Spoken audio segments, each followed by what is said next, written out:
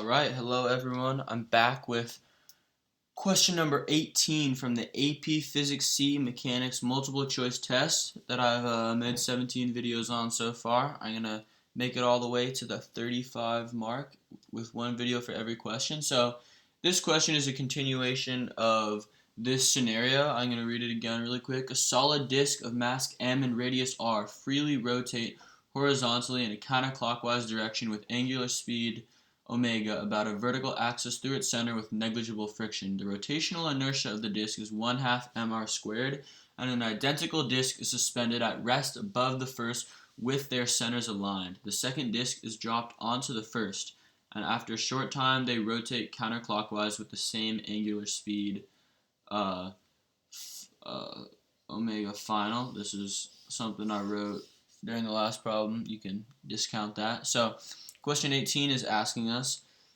it reads, the interval of time delta t is the elapsed time from the moment of first contact between the two disks until they are both spinning at the same angular velocity. Which of the following expressions give the magnitude of the average torque that the first disk exerts on the second? So let's look at equations we have for torque.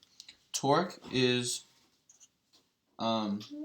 basically rotational force. So just as force is equal to mass times acceleration, torque is equal to the, I guess we can call it the angular version of mass, moment of inertia, times alpha, which is angular acceleration. So let's bring this in a little bit closer so you can see that and see the answers. So A is mr squared times omega final.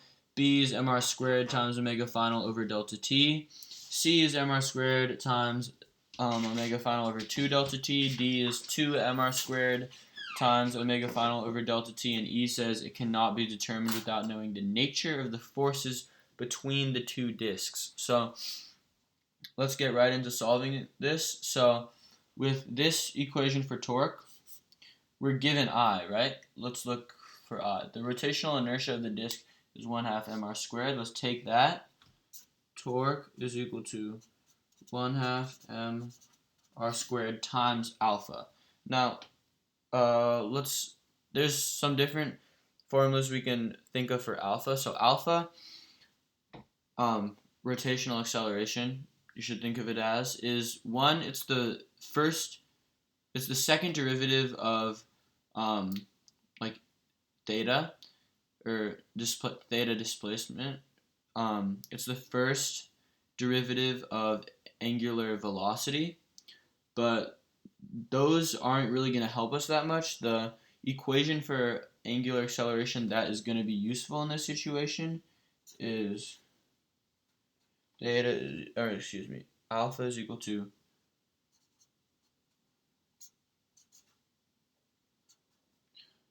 So, actually, I mean, this is kind of similar to saying the derivative of angular velocity. So, we're going to use this equation for alpha, plug it in here.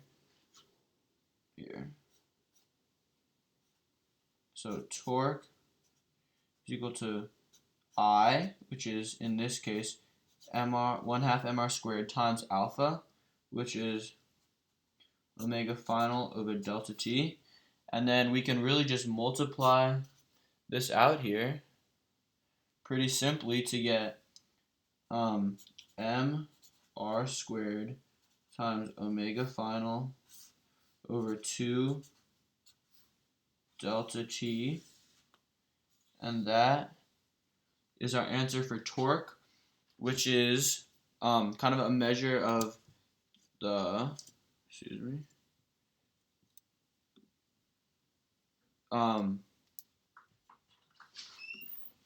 it's torque. It is our rotational twisting force equivalent to force, which is the linear concept. So that's kind of how we solve this problem. We basically just have this equation for torque. We substitute in what the problem gives us for I, and we substitute in this equation for alpha, which should be on the useful equations sheet.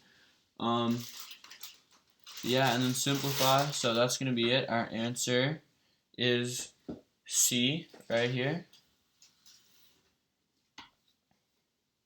Yeah, this has the 2 in the wrong place on the numerator instead of the denominator. This just lacks that entire part of the problem, the 1/2 that it gives us here. And the delta t, which is silly. This lacks that. So C is our correct answer. Thanks for watching.